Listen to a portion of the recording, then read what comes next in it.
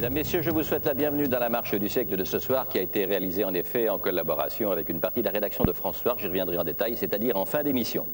En 15 ans, le nombre de policiers municipaux a doublé dans notre pays.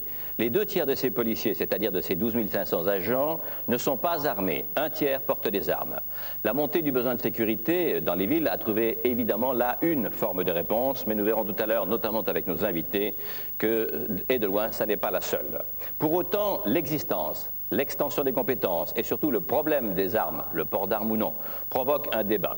Depuis 5 ans, en réalité, les gouvernements cherchent à imposer un cadre législatif qui permette à ce système de fonctionner. Ils n'y sont pas encore parvenus. L'actuel ministre de l'Intérieur, M. Chevènement, attend d'ailleurs le rapport définitif de M. Gincial pour proposer une loi au Parlement. Avant même d'ailleurs que son dépôt n'arrive devant l'Assemblée, une vive polémique s'est ouverte. Elle divise, pour des raisons de fond, les policiers nationaux et les policiers municipaux. Elle divise aussi un certain nombre d'élus, notamment les maires entre eux, qui n'ont pas tous, et de loin, la même appréciation sur cette affaire. Mais vous, l'opinion, qu'en pensez-vous? Un sondage en fera tout à l'heure une photographie. Ça n'est qu'un sondage, mais c'est assez précieux tout de même. Vous allez voir maintenant 2 villes.